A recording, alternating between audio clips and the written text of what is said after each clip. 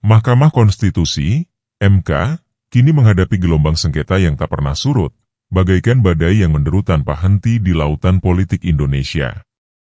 Hingga Rabu, 11 Desember 2024, pukul 16.56 WIB, MK telah menerima 7 perkara sengketa hasil Pilkada 2024 di tingkat provinsi, mencakup wilayah-wilayah yang memiliki peran strategis bagi masa depan bangsa. Berita ini mencuri perhatian publik, bukan hanya karena keterlibatan daerah-daerah dengan dinamika politik yang sangat sengit, tetapi juga karena simbol dari budaya politik yang belum juga menemukan jalan kematangan.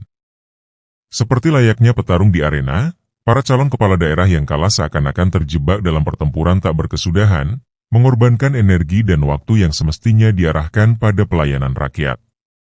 Mereka bukan lagi sekadar mencari keadilan, melainkan mengutamakan ambisi pribadi yang membara, melawan arus kehendak rakyat yang sudah jelas melalui suara di kotak suara.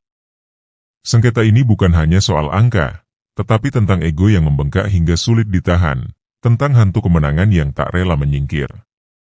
Dari tingkat provinsi hingga ratusan sengketa di tingkat kabupaten dan kota, Pilkada 2024 seolah menjadi panggung drama politik yang tak berkesudahan.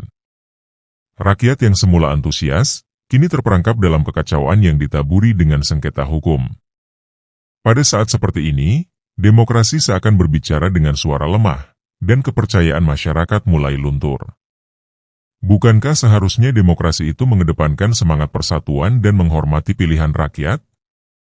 Namun, yang terlihat justru sebaliknya, darah ambisi politik yang mengalir deras, menyelimuti panggung demokrasi dengan rasa ego yang sulit diredam. Seolah-olah demokrasi dipertaruhkan dalam permainan batu besar yang tak pernah selesai. Mahkamah Konstitusi, lembaga yang diharapkan sebagai penjaga keadilan, kini berdiri di tengah arus deras ini, dituntut untuk tidak hanya menjadi hakim, tetapi juga penjaga integritas dan keberlanjutan demokrasi.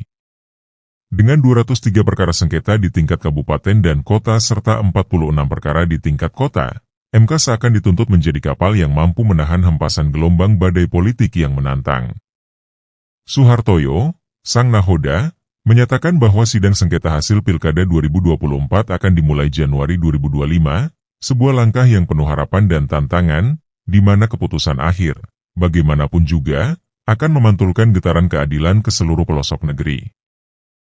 Namun, di balik keputusan yang akan diambil oleh MK, ada perasaan cemas yang menggelayuti masyarakat. Apakah lembaga ini akan mampu keluar dari cengkraman ambisi politik yang terus menggerogoti? Ataukah sidang-sidang ini hanya menjadi panggung sandiwara yang penuh basa-basi, di mana yang kalah terus berteriak dan yang menang harus terus waspada? Di ujung sana, di setiap ruang sidang yang dibagi menjadi 3 panel itu, bahkan dalam sidang pleno yang memutuskan nasib, ada nyali yang dipertaruhkan, nyali para calon, para politisi, dan yang lebih penting lagi, nyali demokrasi itu sendiri. Sementara para politisi terperangkap dalam pusaran sengketa hukum yang tak berkesudahan, rakyat menjadi penonton yang lelah. Legitimasi demokrasi pun terancam, bukan hanya karena para politikus yang terobsesi menang segala cara, tetapi karena rakyat yang semakin skeptis dan apatis. Seharusnya, demokrasi adalah panggung di mana suara rakyat dihormati, bukan panggung drama politik tanpa akhir, di mana yang kalah tak pernah bisa menerima kenyataan. Mungkinkah kita terus terjebak dalam lingkaran sengketa yang melelahkan ini? Atau, akankah demokrasi Indonesia akhirnya belajar menerima kenyataan dan tumbuh sebagai sistem yang lebih dewasa, di mana kemenangan dan kekalahan menjadi bagian dari perjalanan, bukan penghujung dari pertarungan tanpa akhir?